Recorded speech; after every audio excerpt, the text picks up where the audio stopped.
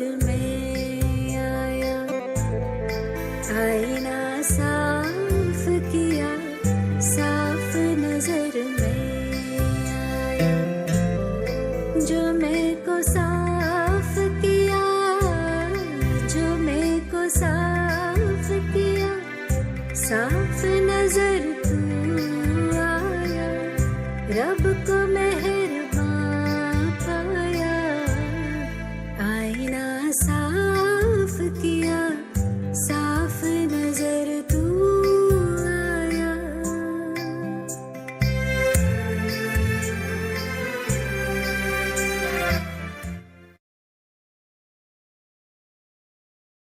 ओम शांति, ओम शांति। दीदी जी, आपका बहुत बहुत स्वागत है, स्वागत है, स्वागत है प्यारे बाप दादा की ओर से, मधुबन निवासियों की ओर से और पावर ऑफ सकाश चैनल की ओर से आपका बहुत बहुत स्वागत है, स्वागत है। और आप सभी ब्यूटीफुल एंजल्स जो अभी देख रहे हैं वो सभी का भी बहुत बहुत स्वागत है, स्वागत है। तो आज हम भाई जी की विशेषता सुनेंगे, दीदी के मुख कमल से जगदीश भाई जी की विशेषता, जो बड़ी बड़ी बहनें और दादी जी भी हमको सुनाते हैं कैसे जगदीश भाई धारणा मूर्त थे। तो चलिए हम और सुनते हैं दीदी जी के मुख कमल से। जी दीदी जी, ओम शांति।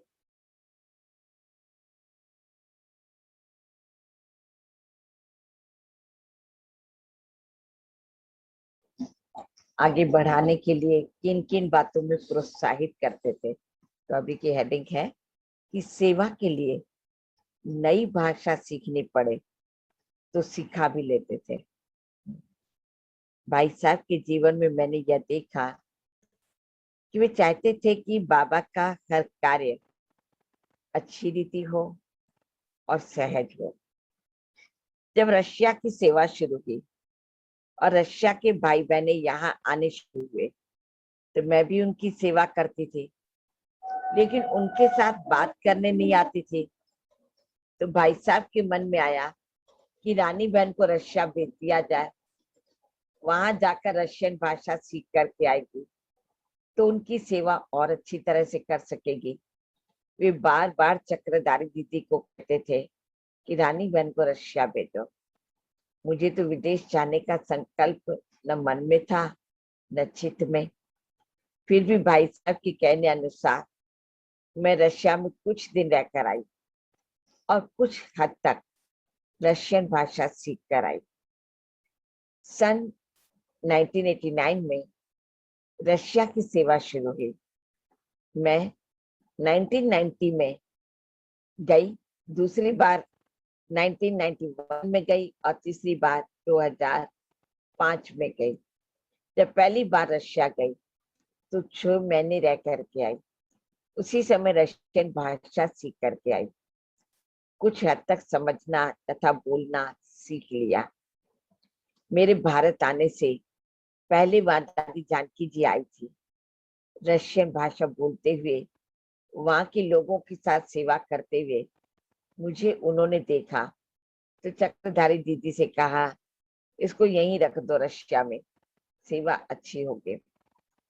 चक्रधारी दीदी ने भाई साहब को यह बात सुनाई तो भाई साहब ने कहा कि आप भी वहां, सुधा भी वहां, संतोष बहन भी वहां, तो यहाँ दिल्ली में कौन सेवा करेगा, उनको यहाँ भेज दो। जब रशिया वाले यहाँ शक्ति नगर आते हैं और हम उनकी भाषा बोलते हैं तो वे अपनापन फील करते हैं। यानी किसी आत्माओं की सेवा करने के लिए अगर किसी भाषा को सीखना पड़े तो भाई साहब का ये इच्छा रहती थी कि वो भाषा भले सीखे। हेडिंग है कि हर एक को अपनेपन की भावना देना। भाई साहब की और एक विशेषता थी कि कोई बहन बीमार पड़ जाती थी तो वे खुद उसको अस्पताल में ले जाते थे। जब मैं नई नई सेंटर पर आई थी, कुछ समय के बाद मेरे शरीर में कमजोरी आने लगे।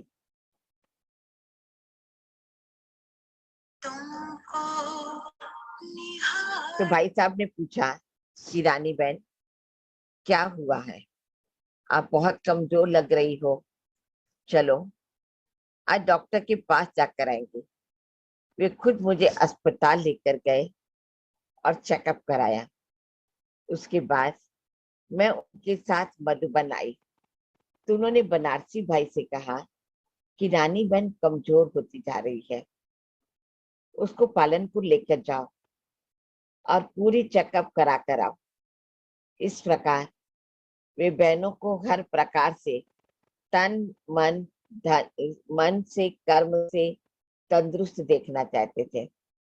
अगर किसी बहन का चेहरा किसी कारण से उदास दिखाई पड़ता तो तुरंत उसको अपने कमरे में बुलाकर कारण पूछकर उसका निवारण करते थे।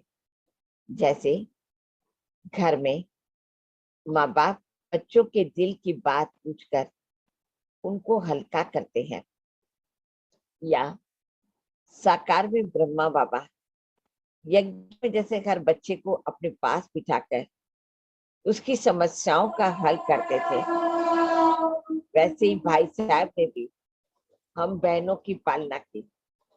हमने साकार बाबा की पालना तो नहीं ली, लेकिन साकार बाबा की भासना और पालना भाई साहब ने जरूर दी। इसलिए हमें कभी ऐसा महसूस नहीं हुआ कि हमने साकार बाबा मम्मा की पालना नहीं ली। हेडिंग है अमृत वेले का महत्व। भाई साहब बहनों के पुरुषार्थ पर बहुत ध्यान रखते थे।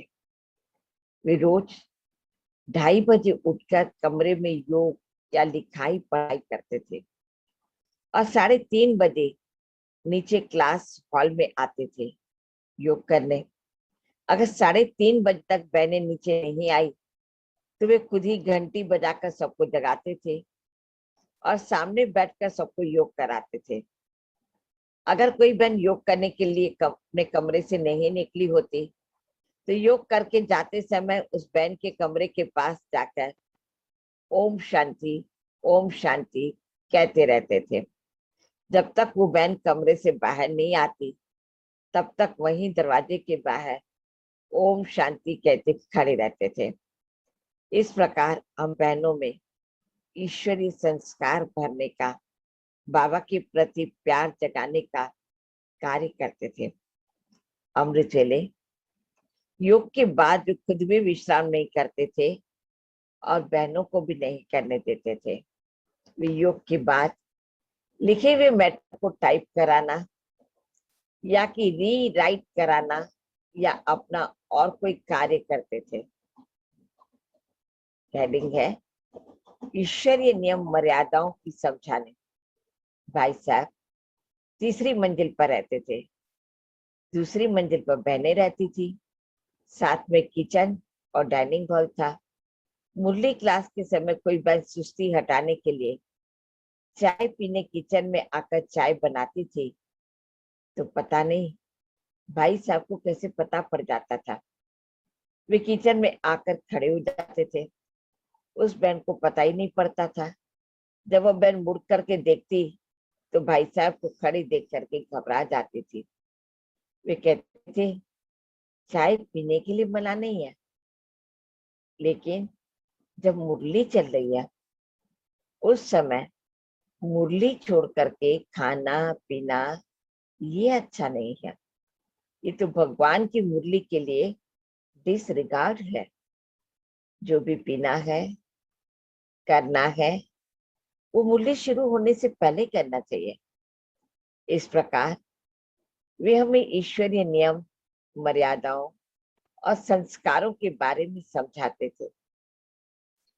जब सर्दी आती थी तो भाई साहब सब बहनों को खास गर्म चीजें खिलाते थे। संतरे, सेव आदि मंगाकर उनको शहद लगाकर खिलाते थे। घी मंगाकर हर बहन को 1-1 किलो घी एक डिब्बे में डाल करके देते थे और कहते थे कि आप कैसे भी नाश्ते में या भोजन में घी खा लेना या दूध में डाल करके पीना। जब गर्मी आती थी तो सबको आमरस या रसना आदि ठंडा पेय बनवा करके पिलाते थे। कहते थे आज सेवा करने वाली बाबा की शक्ति सेना हो, आप तन से और मन से दुरुस्त रहेंगी तो बाबा की सेवा वृद्धि को पाएगी। इस प्रकार वे खिला पिलाकर स्थूल पालना और रात्रि में ज्ञान योग की सूक्ष्म पालना भी देते थे। हेडिंग है संतुलित व्यक्तित्व। भाई साहब में नेम माना नियम और प्रेम का बहुत बैलेंस था। वे हम लोगों को प्यार भी उतना ही देते थे और उतनी ही नियम मर्यादाएं भी सिखाते थे।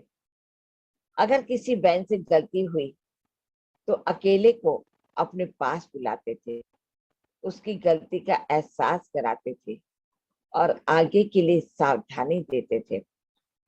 किसी बहन का किसी बात पर मन मुटा हुआ है और वो रूस करके मूड ऑफ करके खाना पीना छोड़ करके कमरे में बैठी हो तो भाई साहब खुद उसके पास जाकर उसको मनाते थे और कहते थे क्या भगवान को भोग नहीं लगाओगे, उसको नहीं खिलाओगे। ऐसी ऐसी बातें सुनाकर उसको हंसाकर खाना खिलाते थे। वे बहुत गंभीर भी रहते थे और साथ साथ बहुत रमणीक भी थे। शुरू शुरू में मैं समझती थी कि वे कभी हंसते नहीं है, लेकिन जैसे जैसे उनके नजदीक गई तो पता पड़ा कि वे इतना हंसते हैं और हंसाते हैं कि हंस हंस करके उनकी आंखों में आंसू आ जाते हैं। हमें लगता कि इतना क्यों हंसते हैं। जैसे छोटों के प्रति प्यार और ध्यान रहता था, वैसे बड़ों के प्रति बहुत सम्मान और स्नेह रहता था। दादी गुजार के प्रति उनको बहुत सम्मान था। जब भी दिल्ली में रहती थी तो सब बहनों को उनके पास ले जाकर कहते थे, दादी इन बहनों से मिलिए, ओम शांति कहिए। उसके मन में रहता था कि सब बहनें दादियों की नजरों में रहे, उनकी पालना और प्यार पाए।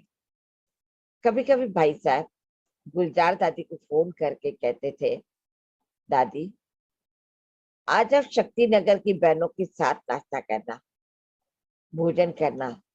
हम सब बहनें अपना अपना खाना टिफिन में भरकर पांडव भवन जाते थे और दादी जी के साथ नाश्ता या भोजन करते थे। हम सबको भेजकर वे खुद सेंटर पर रहकर सब कुछ करते थे। इस प्रकार उन्होंने हम बहनों को न सिर्फ अपनी पालना दी परंतु दादियों की भी पालना दी और उनके अंग संग रहने का भाग्य भी प्राप्त कराया। आज हम सभी यहाँ तक देखते हैं कि किस प्रकार से भाई साहब का नियम खुद मर्यादित था, ईश्वरीय नियमों में और ईश्वर के प्रेम में चलते थे। वैसे ही बहनों को भी ईश्वरीय नियम और प्रेम, कहते हैं नेम है तो प्रेम है, और जहाँ प्रेम है तो वहाँ नेम भी है, दोनों बातें होती हैं। तो उन्होंने दोनों को किस प्रकार से अपने जीवन के अंदर चलाए। कहाँ हम नियमों में आगे पीछे होते हैं तो वहां उन्होंने बातें करते करते अलर्ट भी किया। कहाँ मूड ऑफ हुआ तो बातें करते करते कैसे बाबा की भोग को, बाबा के भोजन को हमें महत्व देना है, वो महत्व भी सिखाया और वो महत्व सिखा करके बाबा के प्रति प्यार को हमारे अंदर बढ़ाया।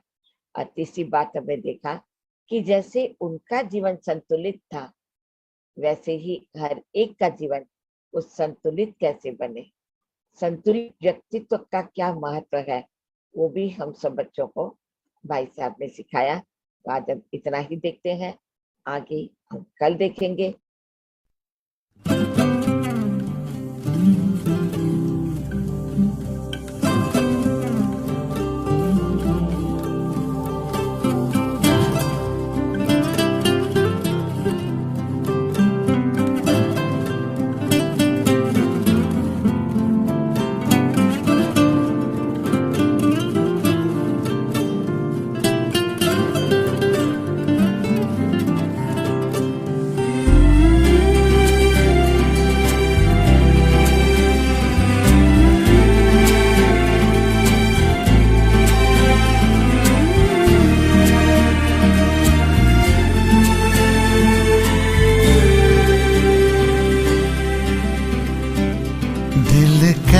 कहता है बाबा, तुझसे हुआ मुझको प्यार।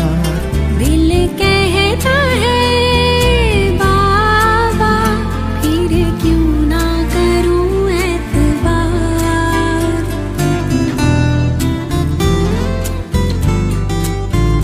करता हूँ तुझसे ये वादा, पूरा होगा तेरा वादा। इकरार करता हूँ बाबा, प्यार करता हूँ। जीवन को तुझ पे बाबा, निसार करता हूँ। करता हूँ तुझसे ये वादा। शांति दीदी जी, बहुत बहुत शुक्रिया शुक्रिया शुक्रिया, आपने अपना अमूल्य समय दिया, इसके लिए बहुत बहुत थैंक यू। और बाप दादा का भी बहुत बहुत शुक्रिया कि दीदी जी ने हमको भाई साहब की जो धारणा मूर्त अनुभव है वो सभी से अवगत कराया।